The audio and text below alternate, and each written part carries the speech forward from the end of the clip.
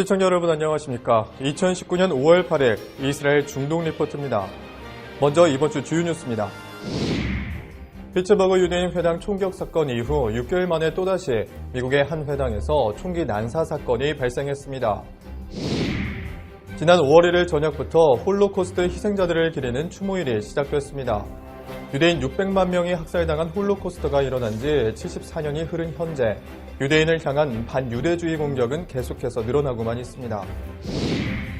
최근 미국이 이란산 원유에 대한 제재를 강화한 뒤 양국 간의 대립이 심화되는 가운데 이란과 러시아가 합동 해상훈련을 실시할 예정입니다.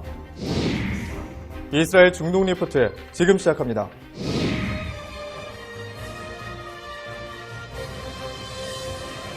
첫 소식입니다.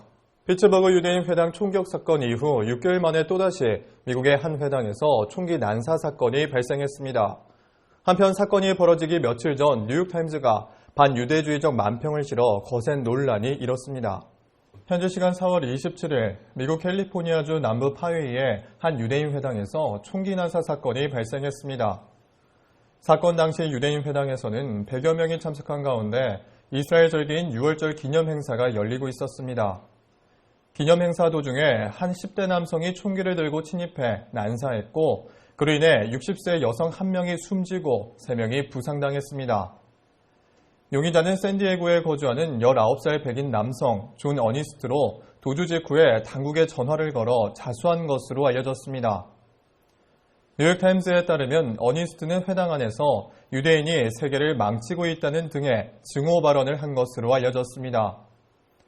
또 인터넷에 유대인 사례를 암시하는 글을 올리기도 했습니다.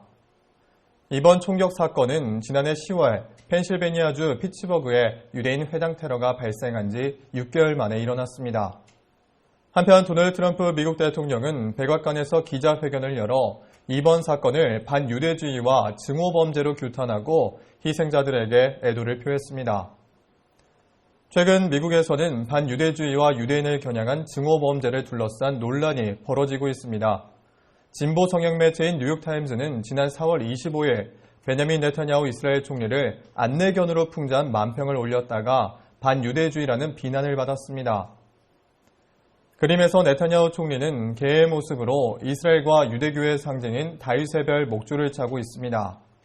목줄을 쥔 트럼프 대통령은 선글라스를 끼고 머리에는 유대인 남성의 전통 모자인 키파를 쓰고 있습니다. 해당 만평이 공개된 이후에 거센 비판이 잇따랐습니다. 론 더머 미국 주재 이스라엘 대사는 세계에서 가장 권위 있는 신문 중에 하나가 정당한 비판을 넘어서서 이스라엘에 대한 적대감에 소굴이 되는 것을 보고 있다라고 지적했습니다. 길라드 에르단 이스라엘 공안장관은 자신의 페이스북에 파웨이 회당 총격범이 뉴욕타임즈의 반유대주의적 만평에 영향을 받았다고 주장하며 정치적인 만평이 신문 페이지를 넘어 회당 등에서 흐른 유대인의 피가 됐다고 비난했습니다. 파웨이 회당 총격 사건은 뉴욕타임스의 만평이 나온 뒤 약 2일 만에 발생했습니다. 해당 만평에 대한 반유대주의 논란이 거세지자 뉴욕타임스는 결국 공식적으로 사과했습니다. 지난 5월 1일 저녁부터 홀로코스트 희생자들을 기리는 추모일이 시작됐습니다. 유대인 600만 명이 학살당한 홀로코스트가 일어난 지 74년이 흐른 현재 유대인을 향한 반유대주의 공격은 계속해서 늘어나고만 있습니다. 현지 시간 5월 2일 오전 10시 이스라엘 전역에 사이렌 소리가 울려 퍼집니다. 이 소리에 맞춰 모든 도로의 차들이 하나둘 멈춰섭니다. 이스라엘 사람들은 모두 하던 일을 멈추고 자리에서 일어나 홀로코스트 희생자들을 위해 2분간 묵념합니다. 독일 나치에 의해 학살된 유대인 600만 명을 기리는 홀로코스트 추모일이 전날 1일 저녁부터 시작됐습니다. 이날 예루살렘의 야드바슴 홀로코스트 기념관에서는 네타냐후를 비롯한 국내외 고위 인사들과 홀로코스트 생존자들이 참석한 가운데 추모식을 열었습니다. 한편 미국 내 최대 유대인 단체인 반명예훼손연맹 ADL은 4월 30일 미국에서 일어난 모든 반유대주의 공격에 대한 연례 보고서를 발표했습니다. 보고서에 따르면 지난해 2018년에는 괴롭힘과 기물파손, 폭행 등 1,879건 이상의 공격이 발생했습니다. 1986건이었던 2017년에 비해 5% 하락했지만 ADL이 보고서를 발행하기 시작한 1970년대 이후 세 번째로 높은 수치를 기록했습니다. 또 괴롭힘과 기물 파손을 제외하고 유대인 공동체를 향한 물리적인 공격만을 따질 경우 2017년보다 2배 높은 수치가 보고됐습니다.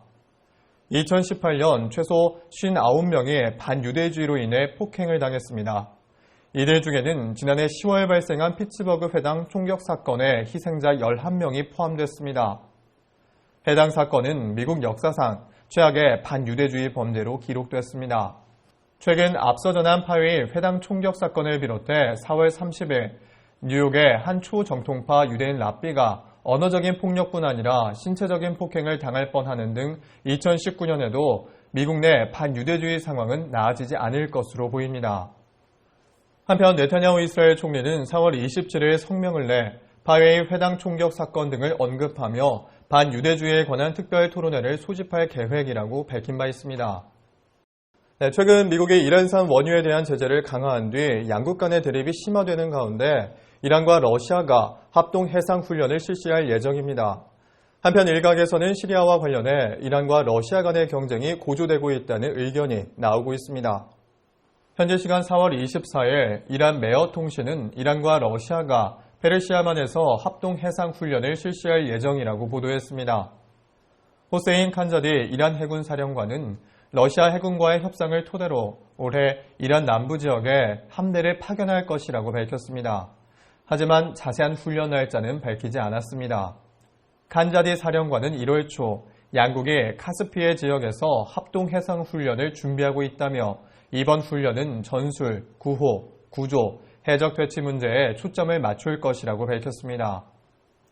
지난 4월 말 아미르 하타미 이란 국방장관은 제8차 모스크바 국제안보회의에 참석했고 그곳에서 세르게이 쇼이구 러시아 국방장관과 별도로 회담을 가졌습니다. 이란의 파스뉴스에 따르면 회담 이후 하타미 장관은 이란과 러시아의 안보 교류가 양국 지도자들의 후원으로 성장하고 있다면서 양국은 군사 및 국방 분야에서 상호 간의 교류가 증가할 수 있는 큰 역량과 잠재력을 누리고 있다고 전했습니다.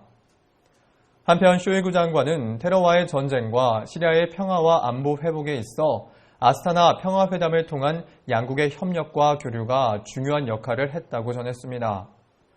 2015년부터 시리아 내전에 개입한 러시아는 이란을 시리아의 위기 해결의 핵심 요소로 보며 시리아 내 이란의 중요성을 거듭 강조해왔습니다. 이스라엘은 이란이 시리아에 주둔하고 시리아를 거쳐 레바논의 헤즈볼라에 정교한 무기를 밀반입하는 것에 대해 여러 차례 우려를 표하면서 이와 같은 행위는 모두 이스라엘의 한계선을 넘는 것이라고 강조해왔습니다. 이러한 이란의 공세를 막기 위해 이스라엘은 종종 시리아 내 이란 목표물에 대한 공습을 감행해왔습니다. 하지만 최근 예루살렘 포스트에 따르면 예루살렘 전략안보연구소의 이란 및 시아파 민병대 전문가인 유시 만샤로프 박사는 시리아 내전이 종료된 후 시리아 내 이란과 러시아의 경쟁이 점점 더 가시화되고 있다고 주장했습니다. 그는 안사리 이란 외무차관이 최근 러시아가 이스라엘과 관련해 이란을 지지한 적이 없다고 선언했다며 테헤란과 모스크바는 현재까지는 시리아에 대한 이해관계를 공유해왔지만 이스라엘 문제가 그들 사이에 끼어들면 그들은 갈라설 것이라고 전했습니다. 순위파 극단주의 조직인 이슬람국가 IS의 지도자가 스리랑카 테러는 자신들의 소행이었음을 밝혔습니다. 또 전 세계 기독교인과 이슬람 간의 전쟁은 계속될 것이라고 선언했습니다. 현지 시간 4월 29일 IS 미디어 조직 알푸르카는 IS 지도자인 아부바르크 알바그다디로 보이는 인물의 모습이 담긴 18분짜리 영상을 공개했습니다. 영상에서 바그다디는 스리랑카에서 발생한 부활절 테러가 시리아 바구주 전투의 복수라고 주장했습니다. IS는 지난달 시리아 동부의 마지막 소굴인 바구주 전투를 끝으로 본거지 시리아와 이라크에서 모든 점령지를 잃었습니다. 바그다디는 스리랑카의 형제들이 바구주 형제들의 복수를 했다며 형제들은 바구주 형제들의 복수를 위해 부활절에 십자군의 자리를 뒤흔들어 유일신 신앙인의 마음을 달랬다고 말했습니다. 지난 4월 21일 스리랑카에서는 수도 콜롬보의 고급 호텔과 주요 교회 등 8곳에서 연쇄 자살폭탄 테러가 발생해 500명 이상이 다치고 253명이 숨졌습니다. 바그다디의 주장에 따라 해당 폭탄 테러는 IS에 의해 벌어진 것으로 보입니다. 또 바그다디는 영상에서 IS가 서방의 연합군에 의해 감금되고 피살된 전사들의 복수를 해나갈 것이라고 경고했습니다. 그는 십자군에 대한 이슬람의 전쟁은 긴 전쟁이 될 것이라며 특히 십자군 프랑스와 그 동맹들을 상대로 공격을 배가할 것을 서아프리카 무장대원들에게 촉구했습니다. 또 지하드는 심판의 날이 오기까지 계속된다고 강조했습니다.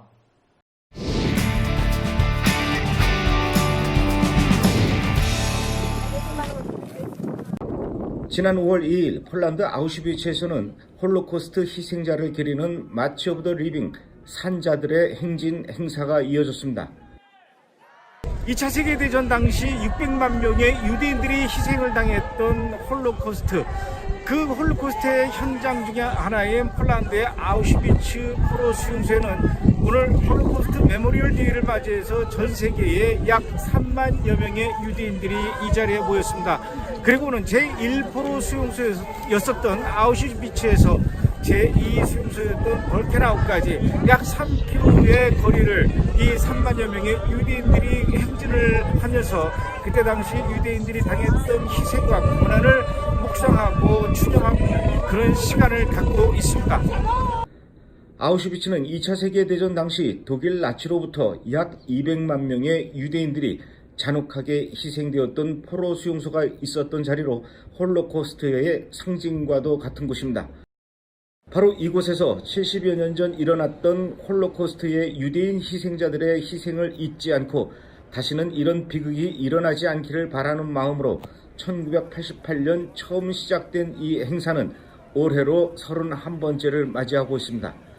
이날 전 세계에서 모인 행진 참가자들은 제1 수용소 자리에서 출발해서 제2 수용소가 있는 벌케나우까지 약 3km 행진이 이어진 뒤에 마지막 수용소 입구에 다다르자 행진에 참가했던 사람들은 과거 유대인들이 타고 들어갔을 기찻길 위에 절대 잊지 않겠다는 글씨가 적힌 작은 팻말을 꽂아놓기도 했습니다. Very excited. It's not my first time, it's my second time. 한편 이날 행진에는 한국인으로 구성된 요벨 미니스트리의 회원들이 이 행진에 동참해서 행진하는 유대인들에게 과거 아픈 일들을 저지른 기독교인들의 잘못을 회개한다는 내용의 편지를 건네주고 또 우리는 당신을 사랑한다고 외치기도 했습니다.